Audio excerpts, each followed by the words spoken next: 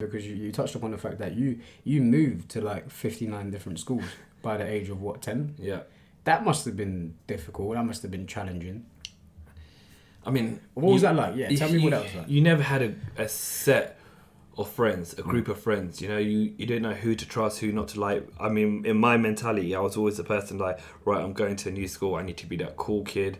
I need to be the kid that everyone respects or laughs with or gets along with, because it's hard. You know, you join a new school, people are already in their little cliques already. They're already doing their own things, and you're coming in as a new kid. You need to do something to make an impact. And my impact was, you know what? I'm funny, I'm stupid, I'm dumb, I'm going to do those things, which wasn't probably the right thing to do, because the right thing would have probably been, you know, you are actually a smart young lad, why don't you pay attention to your studies? You know what I mean? But you're young at that point, you don't know what to do, you don't have the right people to get advice from, because you know what, they're not going through what you're going through right now. So it was difficult, you know, going to different schools, it wasn't easy.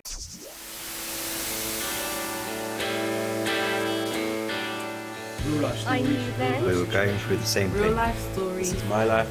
I'm in control. Real life stories. real life situations. Change my life life. out Change my loud. whole life. Real life We were stories. going through the same thing. I knew then.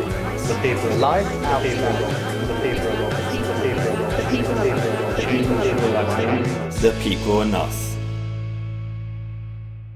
Ladies and gentlemen, boys and girls, welcome back to another episode of The People and Us. I am your host. I am Jaya. I'm your other host, the tall, dark, handsome one, Vishal. Now, last week, you were fortunate enough to listen to my story and all the trials and tribulations that I've faced growing up, and how I was able to overcome them. You got a bit of an insight as to who I am as an individual. And what? What was that? No, carry on. He's sending me signals off mic, and it didn't connect. But, this time around is Vishal, right? So it's only fair, it's only natural that you get to know both of us before we start this journey together. So this time around, Vishal, it's your turn, man. Are you ready? So to bear it all on the mic. Bear it all on the mic. You ready to laugh out loud? Life out loud. Life out loud. And we'll laugh. Yeah, we should laugh while we laugh out loud. Always. Always, isn't it? Always. So obviously, look, I've heard your story. I've known you for a while now, and I know the kind of things that, you know, the things that you've gone through to make the man that's sitting in front of me today. Do you like the man that's sitting in front of you today? Sometimes. Not on Wednesday to Sunday. Monday, Tuesday, I like him. Why? Because you're not with me. Yeah. But yeah, man. So listen, I wanna know. Actually, I don't wanna know. I want you to share. I want the viewers to know exactly who you are, where you're coming from, the kind of things that you've had to go through in your life. So where are we starting with this, Vish? Where would you like to begin with this? You know, let's give it a little brief of, Okay. you know, when I was young. So let's talk about my parents. I think it's really important whenever we share stories. Obviously, the people that have brought you up are going to have a huge impact in your life. 100%. So my life will obviously start. Let's start with my parents. At a very young age, they got a divorce. Now, if we think about the US or anywhere, majority of the marriages end up in 50% divorce now. Yeah. So it doesn't sound like such a big deal. Yeah. But if we go back 25, 26, 27 odd years ago, I can't calculate on my top of my head, but if we go that far back, for an Asian family or Asian household to have a divorce is huge. Yeah. So I grew up without my father. Well, I wouldn't say without my father. He was still in my life, but they did have a divorce. And So before sorry to cut, how old were you? Just so the viewers understand. So I've been quite young. I would have been about 3 years old. Okay, so 3 years old. Yeah, You're growing 3 up years old. in a split household. Yep. So going back to what you said about dad. Yeah. So let's just say like nursery, reception, year 1, year 2, year 3. Like it was difficult because you'd see parents coming together to pick them up, or parents' evening. There'll be parents together, or like. Growing up in West London, you had mainly the schools you would have went in would have been either Asian schools or multicultural schools, because at that time we hadn't been accepted as well as we are accepted now by the rest of the population. So we would have been growing up with people that had their families around them at all times. I was the only one didn't. So if my friends came over, it'd only be my mum. They'd be like, "Oh, so where's your dad?" And I'd always have to tell her, "Oh yeah, he's working late." But the truth of the matter was, my father wasn't there. Right. You know, he was at wherever he was, but he wasn't with us at that point. but it happens. Divorces happen. I've seen it happen a lot more now than you do back then. But growing up at that time, it made it difficult for me. Fast forward a few years, I ended up getting a stepdad and a stepmom. Stepdad, that's still in my life right now. Stepmom, tried to kill me. That's it. She wasn't too happy, got jealous when I was over. And my pops, he loved me. I was his favourite. I was his only son, and he loved me to bits. So the times I did come visit, my stepmom didn't really like us. So she told her mum abroad, and her mum from India sent a couple of pills, said, look, crush it into the food. Have you been dead serious? Dead serious. Because this was not mentioned. Yeah, I know. I forgot about this. Dead serious. Try to kill you. Yeah. We've got the letter. Whoa. Alright, because this could be incriminating evidence. No, but you know what? Yeah, I sent a picture. I'll show it to you. Obviously, like GDPR and all of that. I can't really put that. But I'll show you a picture. Yeah, we had a customer recently come in, and her name was. Yeah. Beep. Beep. And it was. I sent the picture to Jane. I'm like, look who's here. And then I was like, is it her? Wait, this ain't the same one. No, it's not. Okay. So for those of you who need to be caught up, my pops is on his third marriage, or was on his third marriage anyway. She's still around, but unfortunately we'll get into the next bit afterwards. So growing up, obviously didn't have my parents around. I didn't have both my parents around, and I was moving around from house to house. So we didn't grow up rich. We grew up like most families that are in Indian, that have come from either Africa or India, we're working class. Yeah. We're trying to do something for ourselves, hence why we've come to this beautiful country, to be able to make a life for ourselves or our children. And so we were moving around house to house. I mean, I remember going to about 5 different primary schools, 3 different high schools, and a couple of different colleges. But it was when I moved with my pops for 1 year, because I love my pops. Like, my connection with my father from a young age, like, he was my idol, my Superman, the person that I absolutely love. So for those of you who can see, who are watching, give him a little swivel. Yeah, those of you who are watching the podcast, you'll see that I'm wearing a Liverpool top. It's a yellow one, a really old one, and we're sponsored by Adidas.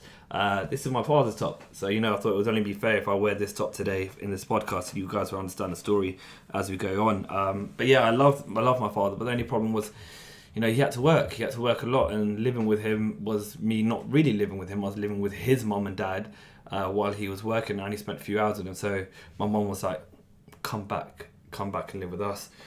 Little did I know that she mean come back, and child slavery will start. But yeah, my mum owned a shop, or had bought a shop. Predominantly, most Patels do buy corner shops. Standard, that self-fulfilling prophecy. Yeah, we had it. It was literally on a corner though. Standard. She got the creme de la creme kind of corner shop. She's woke up one day and was like, listen, I'm Indian. It's only natural that I should buy a corner shop, right? I mean, like, her sister already had one. Majority of our family members were in the news agent industry, so we thought, you know what, it's the right business to move into at that point. And what area was this? This was in Barnet. Okay.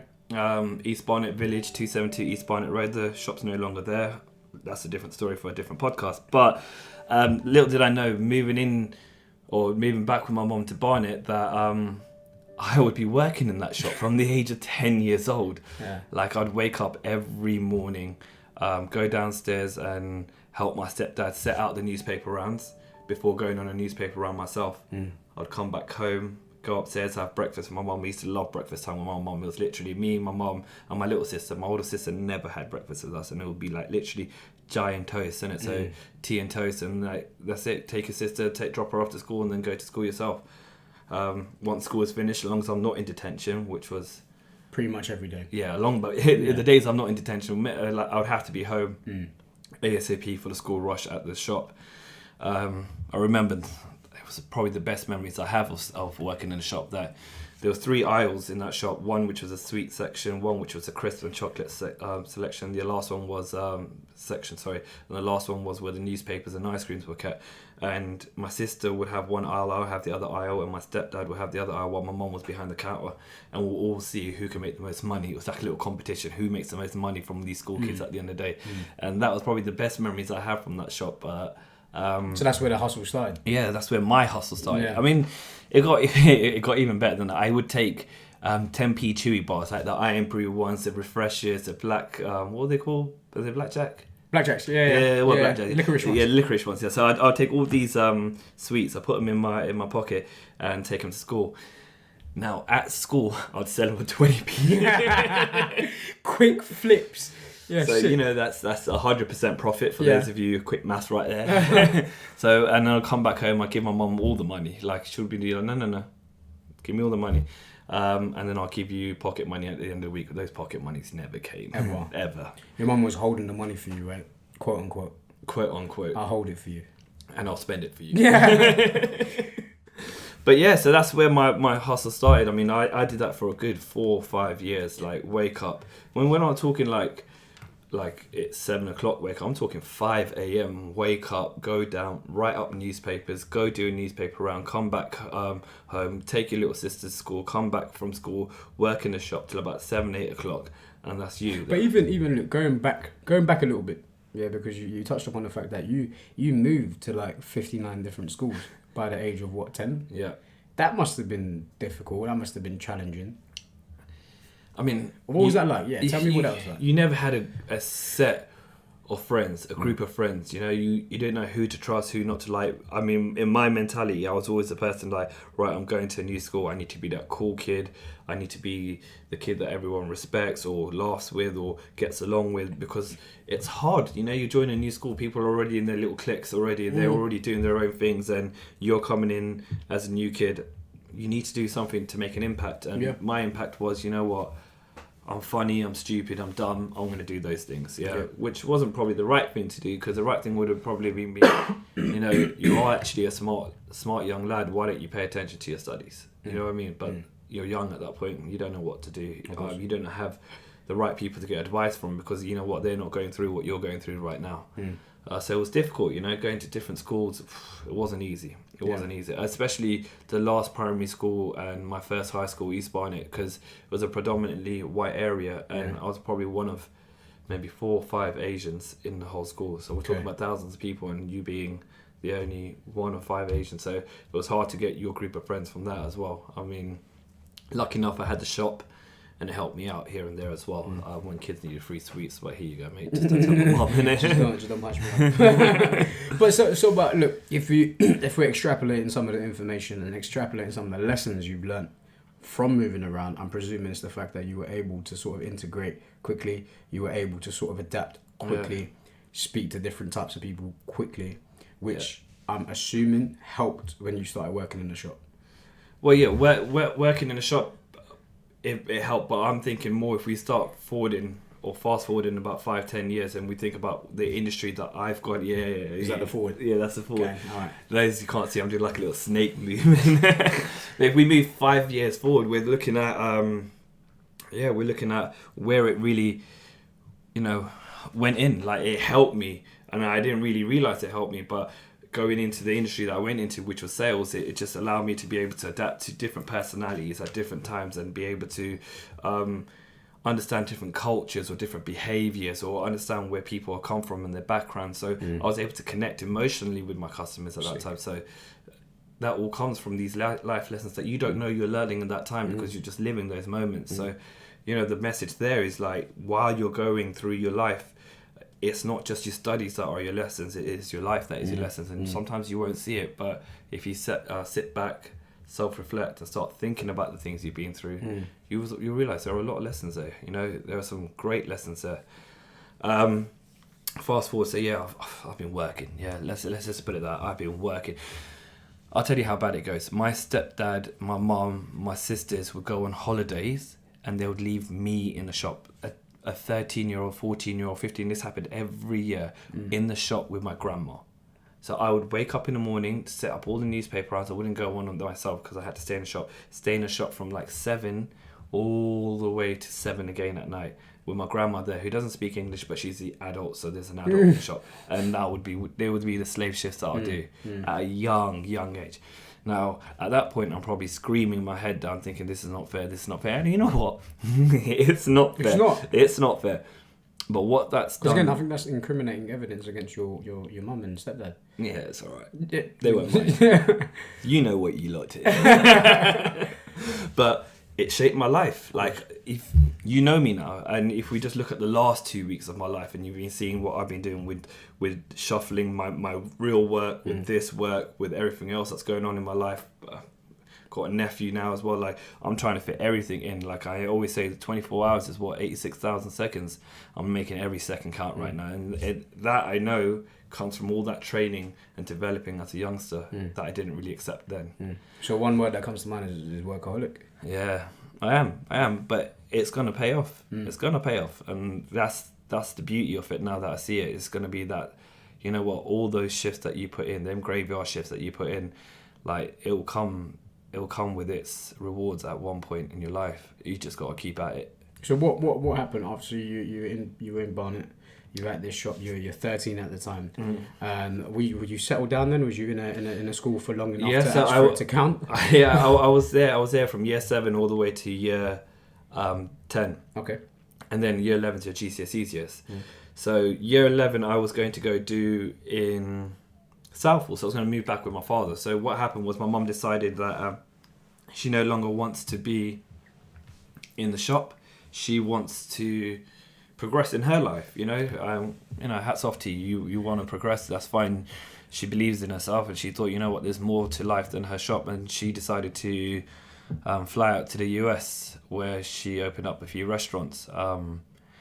And she moved there when I was in year 10, to be fair, and my sister was in her first year of college. And what she said is, finish that year and I'll come back and get you guys. So you moved with Dad? Or no, we were still at the shop with my uncle. My uncle took over the shop at that time, so we were still at the shop, finishing off our GCSEs. I was in year 10 and she was doing whatever she was doing at that time. And then I remember this day vividly. It was outside my grandma's house, and my father came and he dropped off Jaina, and we were outside, and my mum was just like, all right, so Vishal will be back in a couple of weeks to my father. So I was going to move in with my father while my sister moved to America. So my sister was hugging my pops, and my pops was like, I'll see you next year, a goodbye. Like, it was a goodbye. But with me and him, it was literally, Spud, see you soon. Yeah, and I was like, all right, see you in a couple of weeks. Get in the car, and then we're driving to the airport, get to the airport, fly to Orlando, get to her flat. Jazz uncle went and got pizza. You guys don't know who Jazz uncle is, but we'll just call him my uncle. And he went and got pizza. By the time he went to go pizza and come back, I started unpacking. When I opened, I realised my whole wardrobe was here. And I was like, Mum? She's like, yes. It's like, Mum? It's like, yes. Mum, why are all my clothes here? She goes, oh, you're not going back. So your mum straight up kidnapped you? My mum kidnapped me. My mum legit kidnapped me. And I was just like, but I was meant to go move back with Papa. I got my GCSEs and stuff. She goes, no. You'll get a school over here, and you'll help me out in the restaurant. I was like, oh God, here we go again. Wow, she brought the workforce straight from England. Yeah, she's like, you know what, that kid worked hard. I'm bringing him with me. Shit, she's a smart. This is a shout out, mum, man. Mum's good, man. Smart woman. It's free labour, isn't it? At the end of the day, right now, bro. She's like, imagine not having to pay a $16,000 wage a year, and you keeping that for yourself. So you're lucky you don't get a phone call now. Yeah, it isn't. No, she ain't got a business.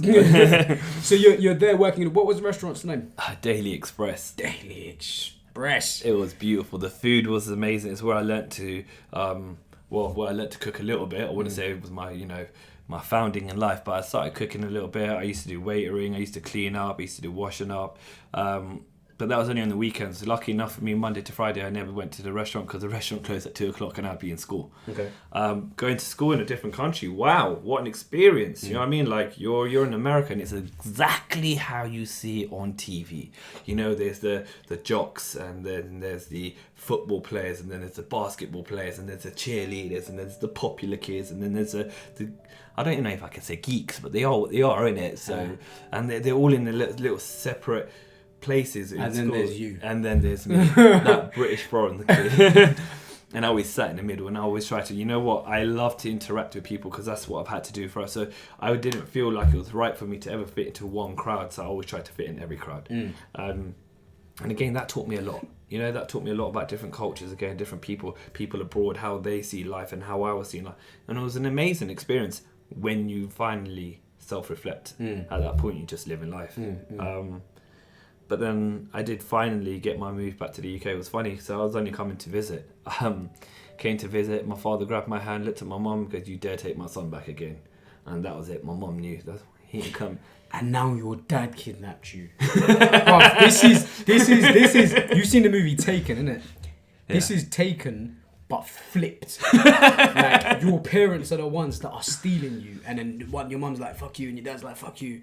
So you end up back home, finally. And like you said at the beginning, it's quite evident you're wearing the t-shirt. Your heart was with dad. My heart's always with my pops. There you go. Okay. I love my mum to bits. Yeah, of and course. As life has gone on, I've started to appreciate what my mum brought to my life. Do you know what I mean? And without her, I know I wouldn't be the man I am today as well. So they both got an equal part to play. But my heart, growing up as a kid, it belonged to my father. Right. You know, he introduced football to me, and I haven't even spoken about football and what football does for me. The drive it gave me, the determination to want to win something, it all came through that sport at that time.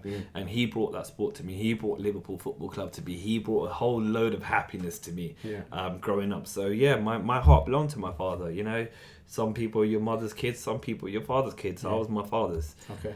So moving back with him, you know what, it was amazing. Yeah, me and my sister actually, because my older sister didn't want to move back to America. She didn't enjoy America at all. It wasn't for her. She didn't enjoy the school. She didn't enjoy any of it. So she wanted to come back and do more. She wanted to do more college. Like, she wanted to go back, do her college, do absolutely everything back in the UK. Like, study and carry on. So, so yeah, I came back. I enrolled to Greenford High School. Obviously, I couldn't do year 11 because I'm over the age of what you can be in high school. So I went into Greenford sixth form. I had to do a course called GMVQ, which is the equivalent to 5 GCSEs, and then you do your English and maths separately. I flew through that year. That was good. Yeah, that was a really good year for me, actually. I made new friends. Did you make solid friends? As in, at a point where in your life it's evident that you're all over the place. If it's not 10 different schools, it's America. If it's not America, you're trying to figure out what parent am I living with. Yeah, so this is my third high school / college now, isn't it? So did you make consistent friends there? So I've got friends from that school that I'm still friends with today, and they've played a big part of my life. But I also made friends from that school that I shouldn't have made. You know, like, again, I wanted to fit in, and West London predominantly is not an area where everything's all rosy and shiny. Like, you know what, it can be a little bit mean. You know what I mean? So it's either get picked on or pick on. And I was definitely being picked on at one point, and at the other time I was picking on people as well, because I wanted to make sure that it wasn't always heading in my direction. I mean, it's not something I'm proud of, but you know, it's something that everyone sometimes has to go through. I'd say everyone, not everyone, but people around this area do need to go through that at times. Second year of college, or sixth form, I was really with the wrong crowds. I was missing my lessons. I wasn't going to my A levels. I wasn't going to any of my subjects. 1 month passed, 3 months passed, 6 months passed, exams time. And that's when I realised, well, I need to hit the books, and I need to study, and I need to study, and I need to study. I need to make sure that, you know what, I pass. You know, it's really important. Like, the pressure of being in an Indian household, but now with your father, as in, who sees you in this limelight of being the most amazing person in the world, and who wants nothing but for you to study. Like, it's different. Like, my mum didn't really care about the study side of me too much. She thought, you know what, he'll take over the business one day, he'll be fine, this, that, the other, he's my son. Whereas my father was like, I need to see him graduate, go to university. That's why I came to this country, so that my children can get something I was never able to get, because he never had an education. You know, he was a bus driver at first, and he worked himself up into management, but he didn't come from money. Do you know what I mean? So I was just there thinking, shit, if I don't study, if I don't pass, things are going to go south real quick. So I studied, man. I studied hard. I had friends over as well who used to study in my house. And I studied really hard, and I went into my exams, finished my exams, was really happy. You know, I was thinking, can't wait to get my results. On results day, I remember, like, I wake up really happy, you know. I'll never forget that day. I wake up really happy, really excited, thinking, yeah, I'm going to go get my results, come back, bring it to my pops, show my pops, you know, we're going to go out for dinner, probably get some pizza, whatever it may be. We're going to have a good time. That's the mentality I woke up in. Little did I know, I was about to take my first setback in life, my first real setback in life, the first Mike Tyson punch in the face, because when I got to school and I opened up the results, what looked directly at my face was a U, and U. I had literally failed in every subject. And that day, you know what, I cried. I remember I had to call my sister and I said, look, Jaina, this is what's happened. She came to the college, to the sixth form, came up the stairs, and I looked at her and I just bawled out in tears. She hugged me really tight, and then we went into Mr. Jones's office. Remember Mr. Jones? That we went. We went to the Green for sixth form talk over there. Went to Mr. Jones's office, and Mr. Jones said to me, Vishal, I'm sorry, but you won't be allowed back into the school next year. And I was like, wow, if the day couldn't get any worse, there it is. So that was my second punch from Mike Tyson on that same day, and I was just like, okay, the third one's definitely going to happen, because you know what, you're about to go home and tell the one man that believes in you more than anything, the one man that wants you to study more than anything, the one man that, you know, loves you more than anyone in this world, that you failed him. Not only have you failed him, you failed yourself. But at that point, I was more worried about failing my father, and I believe it's something that does need to stop, though. You know, it's not something that we should fear. We shouldn't be fearing our parents, you know. But it wasn't fear, it was more disappointment at that time. But it was something I had to go do, like that walk up the hill, which is Allenby Road, like that walk, and then coming onto my road, and then coming into the house. I remember my father looked at me so disappointed. He said, I need to go work. By the time I come back from work, you know what, pack your bags, you're going back to your mum's. And I was like, whoa, wow. And I was just crying. Like, he left, he went to work, and I was just crying. My sister said, look, we'll calm him down. When he comes back home, we'll have a conversation with him, we'll find out a plan. And at that point, my sister went online looking for different colleges that I can enroll to and things like that. And then when my pops came back home in the morning, me and my sister were both awake, and then we go, look, listen, Papa, I'm sorry that I've failed you. And evidently I know why I failed you, is because I was with the wrong crowd doing the wrong things at the wrong time. I know I can be better. I know I can do better, and I can do better for you, and I can do better for myself. And I don't want to bring shame to my name. I don't want to bring shame to the Thakra household either. So I'll go do the right things, but you have to believe in me one more time and give me that chance. He goes, okay, so what's the plan? So I said, look, I'm going to go to a new college out of the area.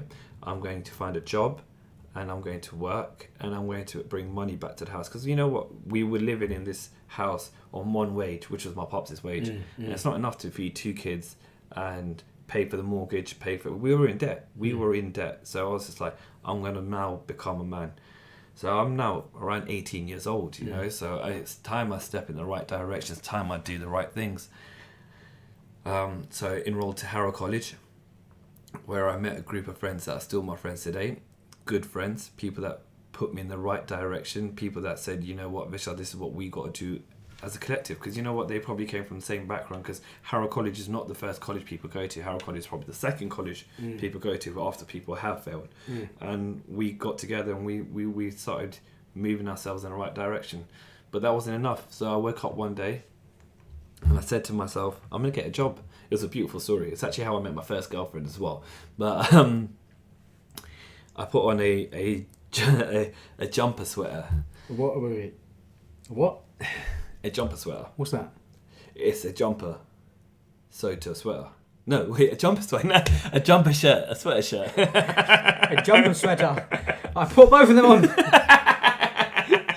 fuck is a jumper sweater? A jumper shirt. I remember these. This is like the jumper and the collar's sewed to the top, and the cuffs are sewn to the top.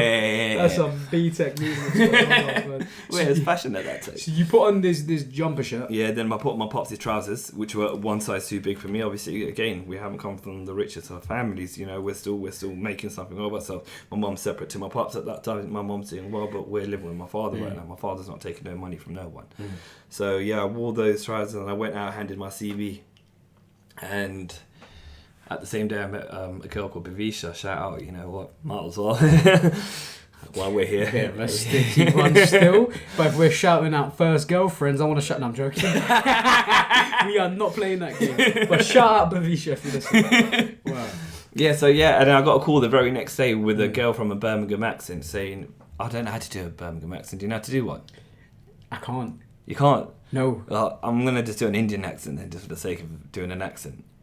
Go for it. No, let's not. Let's just leave accents out. But yeah, she rang me saying, look, you got a job interview in Oxford Street, 4 phones for you. And I was thinking, I was like, Jaina, who's my sister, I was like, Jaina, stop prank calling me. Yeah, it's not nice that you're calling me. I'm trying to do something with my life. Why are you doing these things? Like, it's really stupid. It's childish. Look, I went out all day handing in my CVs. I'm really looking forward to getting a proper call. And then the woman replied again, look, listen, you've got an interview tomorrow. Whether you like it or not, it's up to you. Or whether you turn up or don't, it's up to you. And she hanged up. And I was like, oh, maybe it wasn't Jane. So then I rang my sister, like, Jane, did you just prank call me? She goes, no, I've got better things to do. I put the phone down. I was like, right. That didn't start too well. But long story short, I got my first job, and that was at Phones for You. Brings back memories. I love Phones. That's a whole different chapter. So this is us turning the page now. So you've got the job. Yeah, funny story there. I know it's a funny story there, but we're gonna turn the page. Yeah, turn the page. So you're there at Phones for You. Yeah, your first proper quote unquote job. You're actually getting paid this time. Yeah. Like actual physical money. Yeah, physical money. Things like I've that never in your hand. In my hand. In my card. Yeah. In your card. Yeah, I had a debit card. But it's yours. It's mine. Not mum. Not mum. Not you making money for mum. Not me making money for mum. Your money. My money. Jeez. Oh my god. And how do you feel? I felt great. I had to give it all to my pops. No, I'm joking. You know what? That was You know what? That's a proper lie. My father let me enjoy my money. On top of that, gave me more money when I ran out of money. So you know, it's a different. A different but scale. you had major life changes. So look at that. Just for a second to just admire that. At the age of 18, like I know a few 18. I couldn't say I know a lot of 18-year-olds. It'd be a bit weird at my age. But I know a couple of 18-year-olds, and I know how they act. Right. And a lot of people don't actually take the initiative as you done. So not only did you sit there, you took your first major L. Yeah. Right? And you sat there and you said, you know what, something has to change. And you actively changed the situation. So you went to another school. You met new people, good influences this time. You get yourself your first proper job. So this is a beautiful start. So this is a start to something really, really good. Well, you would think that, wouldn't you? Yeah, I would. You would. I would. So anytime something goes well, just remember something goes really bad in Vishal's life. Yeah, so it's going well. And to be fair, actually, it finished well. I finished Harrow College and was able to get enough UCAS points to be able to go to university. Ended up at Hertfordshire University. Okay. Shout out to Hatfield. And then I was at a place where I shouldn't be. So, first year university, freedom. Do you know what I mean? Like, living out, I have got genuine freedom. Freedom that last time I felt that freedom was when I was in Greenford sixth form and I wasn't going to any lectures and X, Y, and Z. And I was back at that place where I was either out partying, drinking, doing the wrong things at the wrong time and not studying. I caught it early though. So after the first semester, I was just like, oh, it's happening again. I'm at that place again. I'm doing the wrong things again. So to try to salvage my year, I moved back home. And I said to myself, all right, I'm going to study from home, go to classes, come back, study from home, and that's what I'm going to do. Did that till the end of the year, got my exams, went through my exams, did absolutely everything, and I was ready for second year of university. So at this point, everything's honky-dory. You think everything's going well in your life. Your father's happy. You've done your first year of university. Everyone else around you seems to be doing well. Like, nothing seems to be, wrong. So I get a telephone. And this phone call I'll never forget. It was my friend, or my ex-friend at that point. Well, ex-friend now. His name's Ahmed, and he.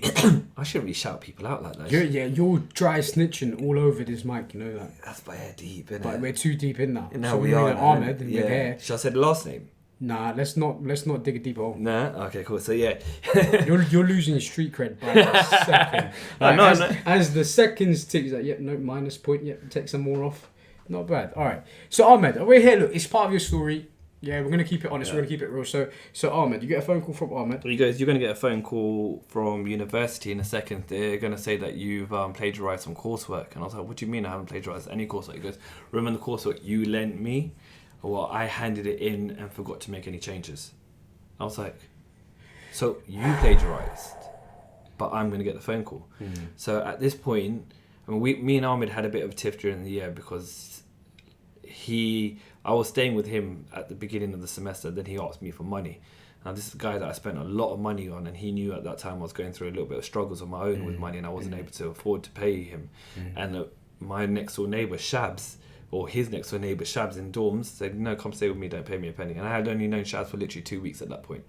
Who is, you know, Shabs now. Shabs is a beautiful guy, man. Beautiful guy, one of my best friends. You know what? And that's, so you could tell our relationship wasn't great, but I still gave him my coursework. And when I got that telephone, like, it was just literally, they said, "We're not going to let you back into the university because you plagiarized." I go, "No, I haven't." They go, "Look, listen, we've seen it. Ahmed handed in the coursework first, so I probably got, you know, I didn't upload it. That's all it was.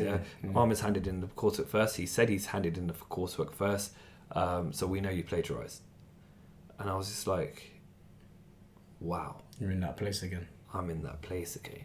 But this time it's worse. I mean, you try to get to another uni once you got plagiarism on your name, on your file. It's not going to be easy. Do you know what I mean? I'm already 3 years behind everyone else because I failed a year. I was put back a year because I was in America. Like, I'm already back 2 years. This would be a third year. Like, everyone's graduating in front of me. People, my own age people are now getting better jobs and moving on with their lives, and I'm at university failing my first year.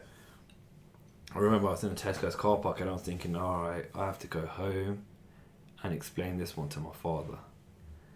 And that journey home, it seemed like about 3 hours, even though it was probably 30 minutes.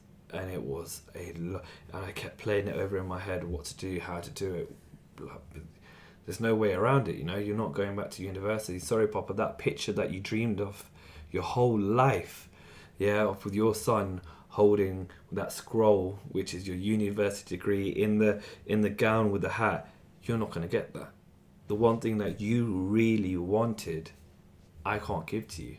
After every sacrifice you've made, after all those hours that you work, after all the overtime that you had to do, after being in debt after debt after debt to give me everything I've ever wanted in my life, because I was a bit of a spoiled kid at times, because I wanted those trainers, because I wanted those tracksuit bottoms, because I wanted everything.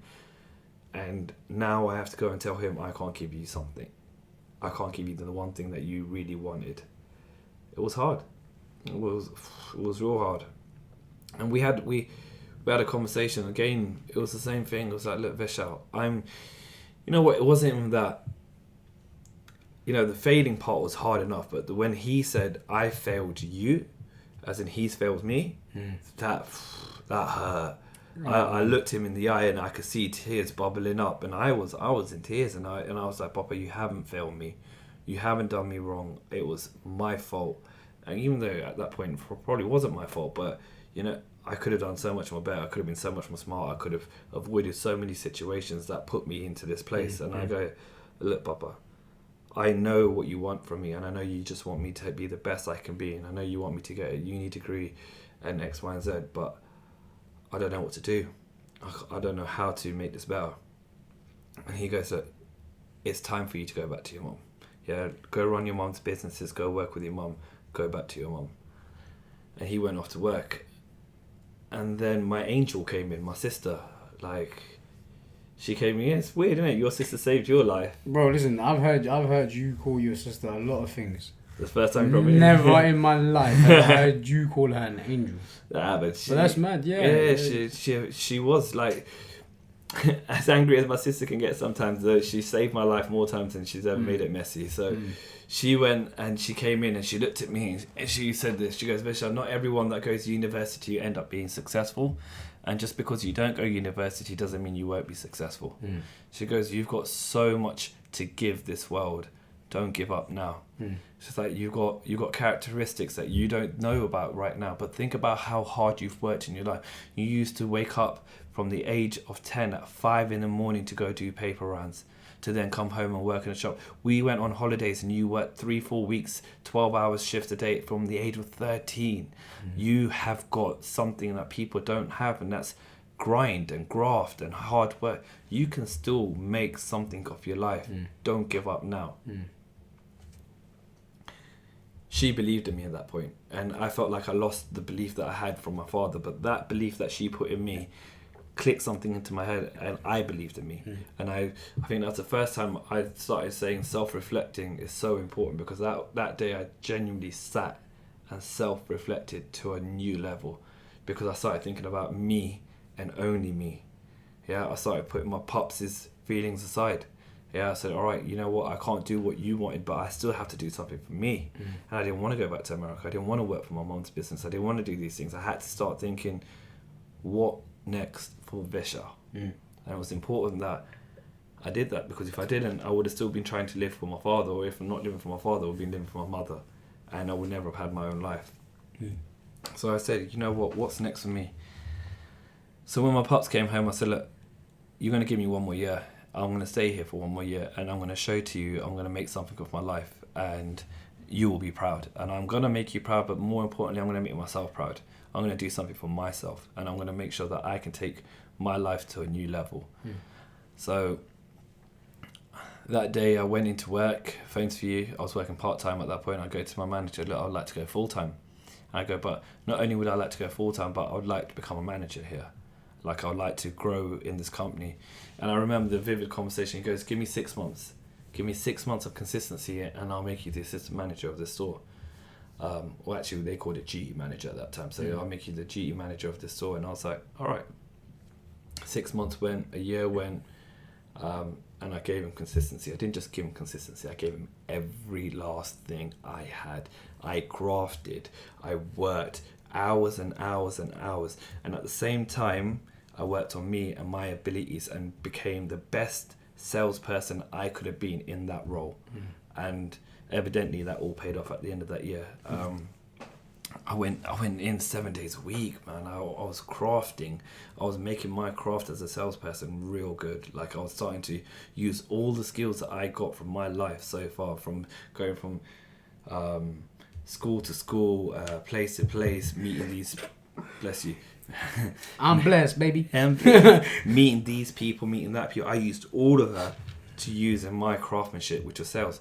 And it's funny because, you know what, life, you know what, you talk about the universe brings you into these places when you're in the right place of mind. I was at the right place. Sales was Vishal. I was a great talker. I had the ability to make people laugh. I had the ability to connect to people, and that was what allowed me to become a great salesperson. So yeah, I worked a whole year. I hadn't been promoted yet, but one thing did happen. One thing amazing happened.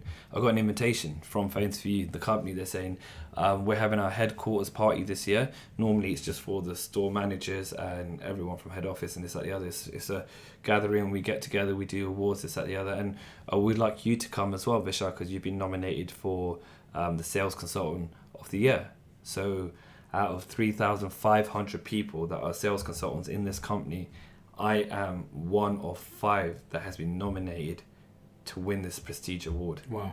Yeah. Yeah.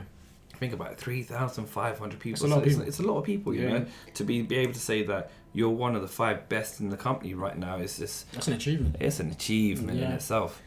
So that night, I'll never forget.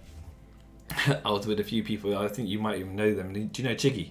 Yeah. Yeah, so I was with a few people, and I was trying to calm myself down, calm my nerves down. And then I remember my manager at that point, I haven't even mentioned him, but he was fantastic for me. He showed me how to manage and how to bring the best out of people, because he brought the best out of me, and he did it through, I mean, I think there's these things as manager versus leader, and he was genuinely a leader, and it was something that I wanted to be in the future. And I saw him and I looked up to him, and I was like, you know what, I'm going to be like you, but I'm going to be better. Yeah. Yeah, on that night, I had a few drinks, like a few too many drinks, because I was nervous, you know, your name might get called out. And then it came up. It's the last award of the evening. Best sales consultant goes to... Pause. Drum roll. Yeah, my heart's beating, and then they said my name. They said Vishal Thakra. I was no longer losing. I was no longer failing. I wasn't that boy that was failing at Greenford High School. I wasn't that boy that failed at university. I wasn't that boy that had let his father down. I wasn't that young adult that made all those bad choices with his friends. I was that young man about to run onto stage, because literally I ran onto stage. Where people took the steps, I jumped onto stage because I was that excited. But I was that young man finally winning, finally achieving, finally living. And that opened up so many doors. That award opened up so many doors for me. No, but the first door that was opened was my father. He opened the door. He literally took the trophy out of my hand. He was so proud of me. He gave me the biggest hug. He gave me a kiss. He moved his trophies aside and blood. He's got millions of trophies, yeah, and put mine in the middle of the cabinet. And he was so proud, and he would just stare at it. That was his graduation. That was his graduation. That was him saying, actually, my son's okay. My son's going to do something with himself. My son's going to make a career for himself. Sick, I'm happy. Yeah, and again, what I said, when happiness comes... There's something else now. Yeah, so now, like, it came at a great time because our family needed a lift. Because at the same time, my father's sister, younger sister, was going through cancer. She was deteriorating at around this time as well, so things were very difficult at home because of that. A few weeks after the award, or about 3 weeks after the award, she passed away. Wow. Yeah, so it just literally went from such a high to such a low. I mean, she was only 44 years old, you know. Oh, that's young, man. Yeah, she left a 15-year-old kid. And, you know, our family was torn apart. My father's family side is really small. It's him and 2 sisters. Yeah, his mom and dad have passed away as well. So it was a very small but very well-connected family. And we just lost a major part of that family. And, yeah, it was difficult times, you know.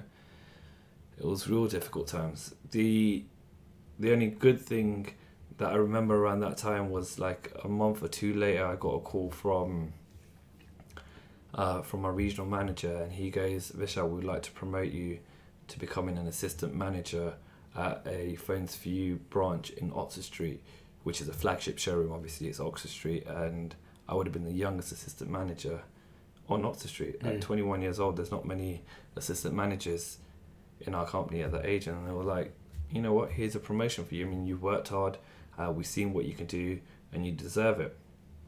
And I was like, wow, amazing. That was about 3 months after my aunt passed away. So this news came while my father was in India. He went to go do the ashes for my aunt. Yeah. So when he came back, I told him about everything, this, that, the other, and I was like, oh, amazing.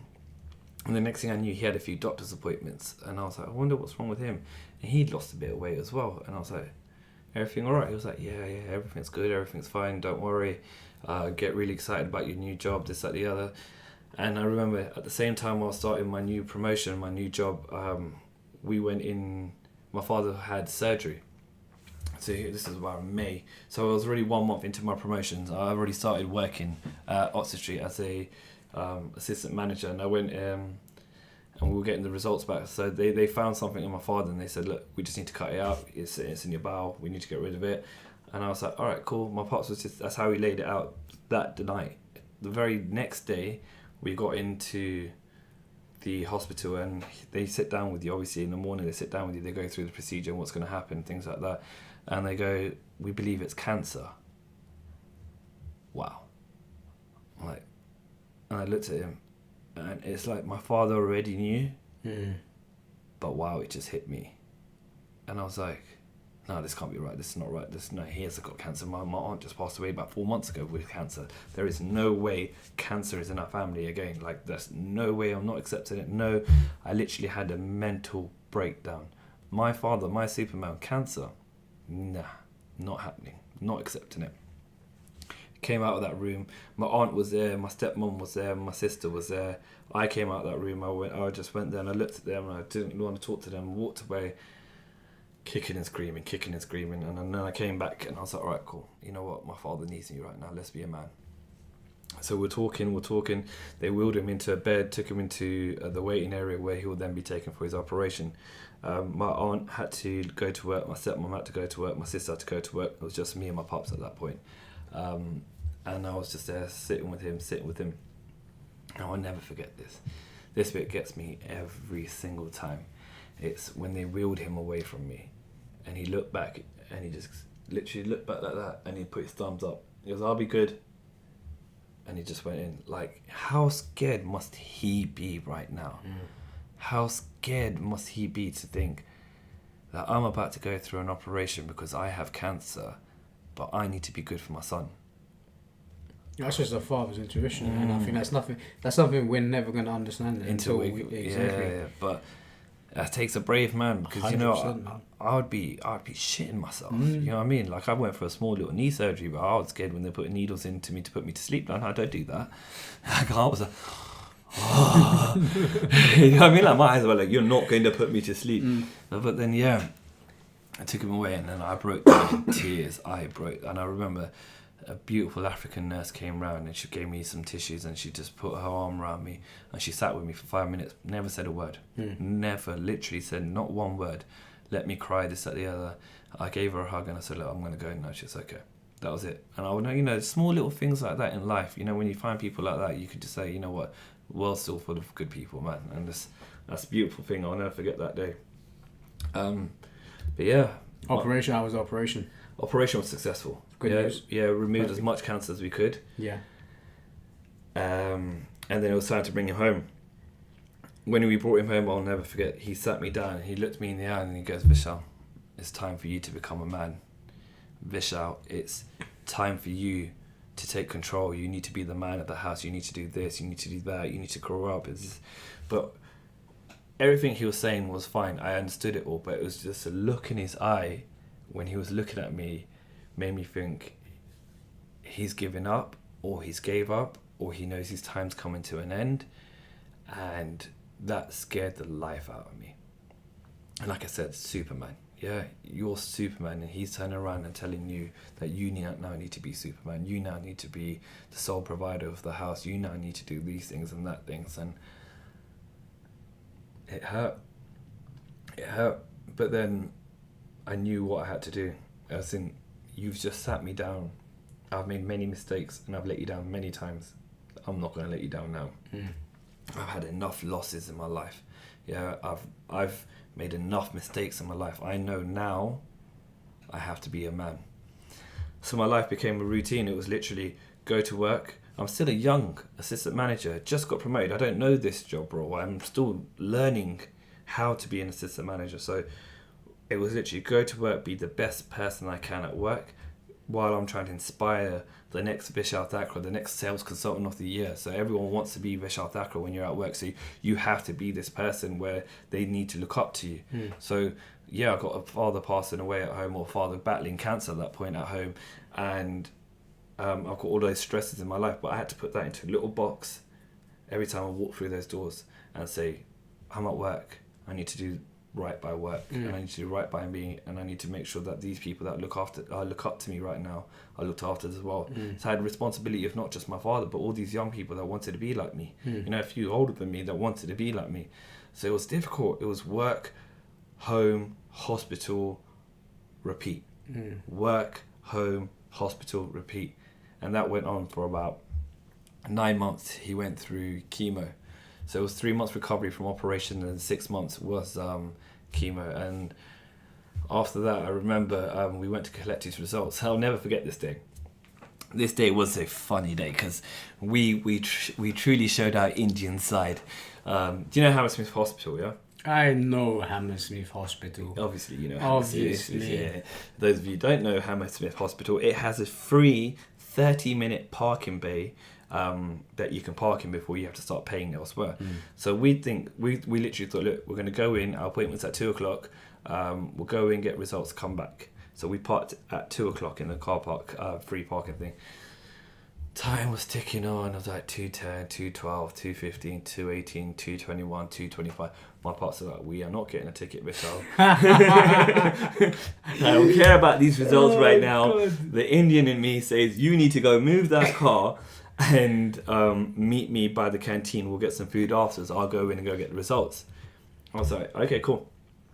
So literally got the car, moved the car, went and paid for a ticket, came back, got to the canteen. I'm literally walking into the canteen, and he's walking from the other direction, coming towards me. His hands are out like this, like he's just scored a goal. Yeah, and I'm like, yeah, that's good news. He's walking closer. His walk starts to turn into a small little jog. Comes and he grabs me, and he hugs me, and he lifts me off the ground.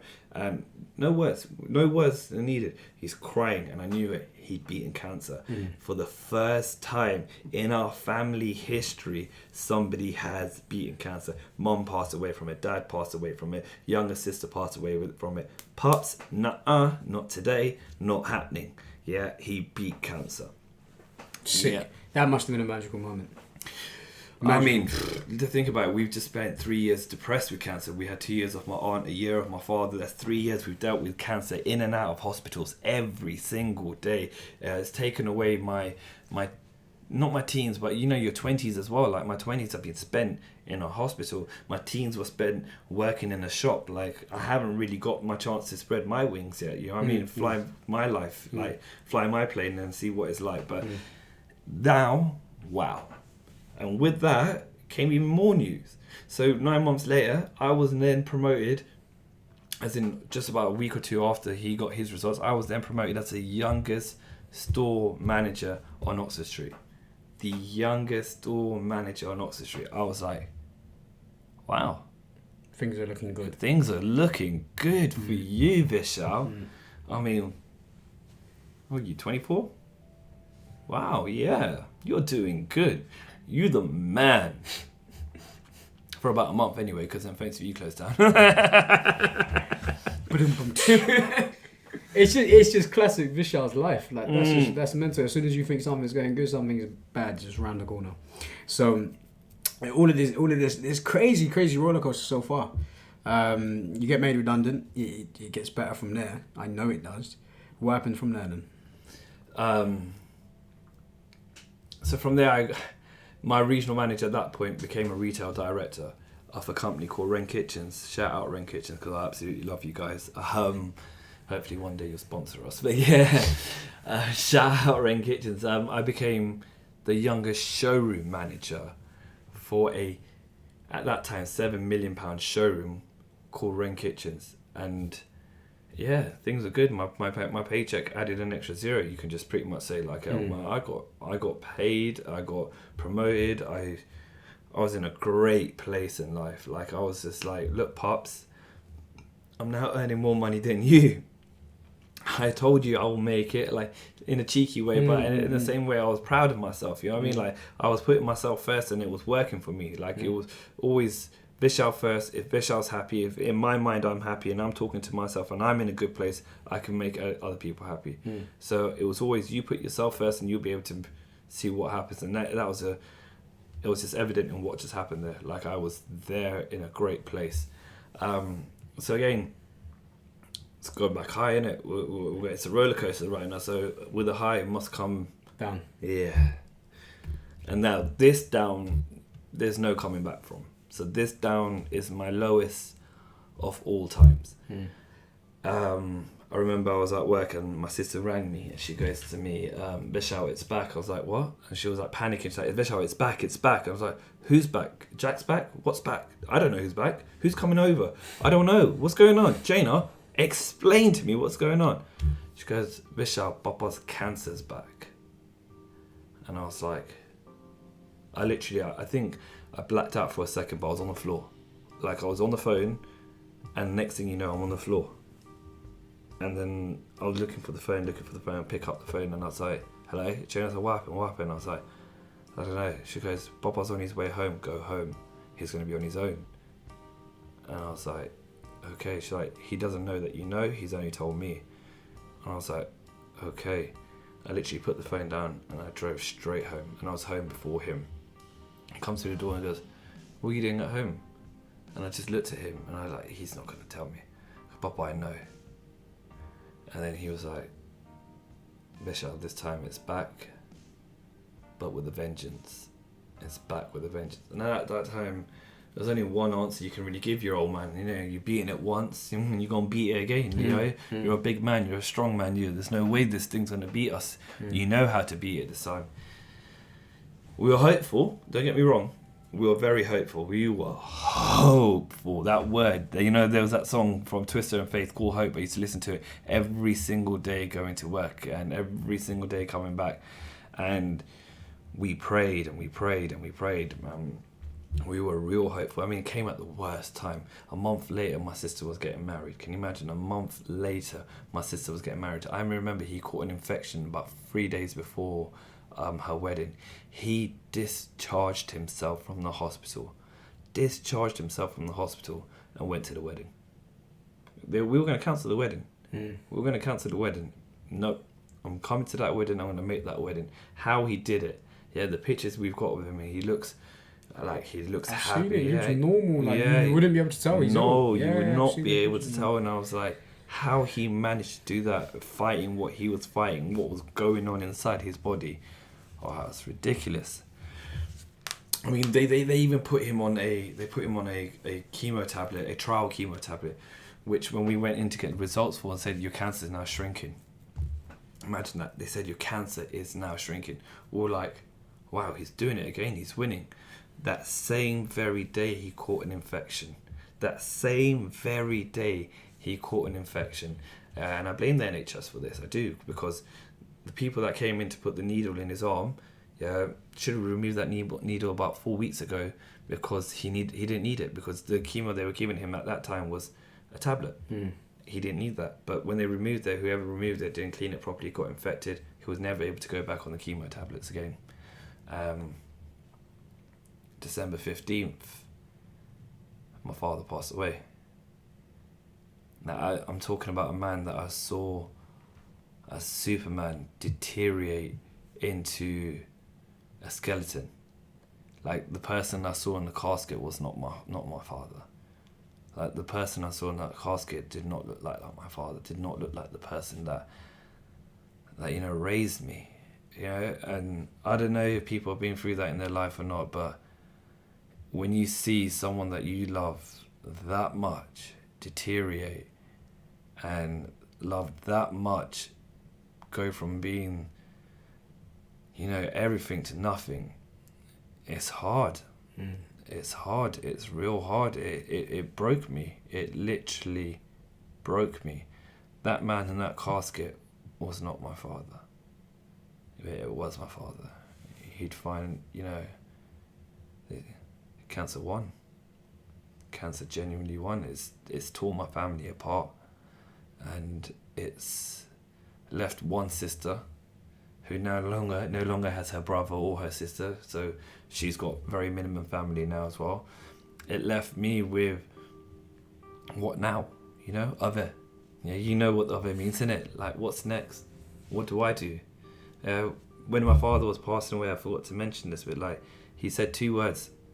Other, because he didn't know what was going to happen next to him, and he said Vishal. The only 2 things he said, and he said my name 1,000 times in a day. 1,000, because when people come to the last stages, especially when you have cancer, they become delusional. They don't speak, they're not talking, they're not normal no more. There's something else here. Sleeping most of the time. When they wake up, they're not really there in the room with us. So when you woke up, what he said was Vishal, Vishal, Vishal, Vishal. It's as if that pressure that he's always put on my life was still there, because I had to do something, or he wanted me to do something, or I don't even know what it was, because he was just saying my name, but there was nothing else to it. It was hard. And this is where good friends come in. This is where good family comes in. This is where you need to be picked up. And sometimes you can't do it yourself. Sometimes you genuinely can't see the light at the end of the tunnel. No matter how many times I failed in my life already, and I picked myself back up and I fought, and I picked myself back up and I fought. Like, I needed people around me this time, and this is when my good friends that I met from Harrow College were around me at all times. So my sister, even though she went through it, was a rock. She went through the same thing as I've just gone through, but she was my rock as well. I had my brother-in-law, blessing in disguise, my brother-in-law, blessing in disguise. Without him, this house that we're in right now, wouldn't even be here, wouldn't even be under my name, wouldn't be anything. We wouldn't have this house. Like, we had to fight together and pull together and get back into winning. Because they say time heals everything. Obviously, you're never going to heal from anything from that, but you're going to learn. You're going to learn a lot. And I've learned, you know what, I appreciate life. I love life. You get one chance at this. One real chance at this. Don't spoil it. Don't mess it up. Don't do things that you don't love. Don't do things that make you angry. Don't do things that are for other people. You know, this is your life. Whether your parents gave you life, whether you owe people things, you always need to put yourself first. You need to remember, if you're not happy, how are you going to make other people's happy? If you're not living your life to the best of your ability, when you get to the end of your lifespan and you look back, are you going to be that person saying, what if I did this? Or are you going to be the person saying, I did? And I want to be that person that says I did. You know what I mean? Everything and anything in my life right now, it's all about I did. This podcast, I did. Me working, I did. My family, I did. Anything I want to do, I did.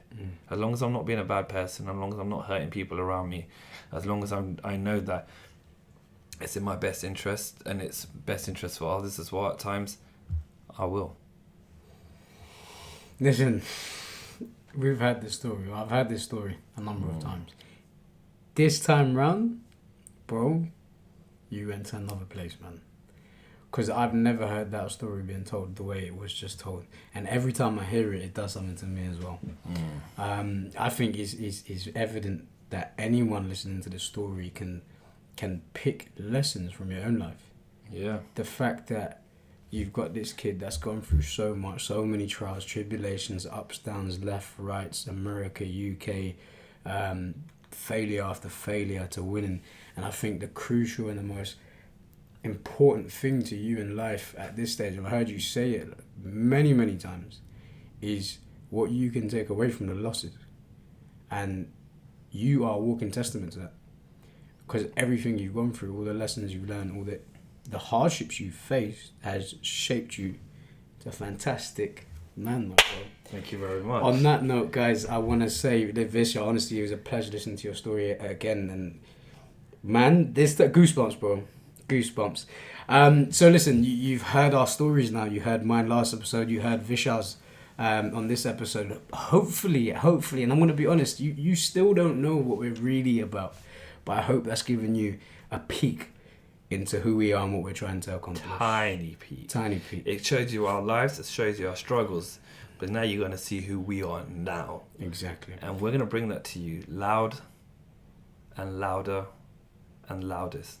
Because it's going to be life out loud all day long, every day. All day long.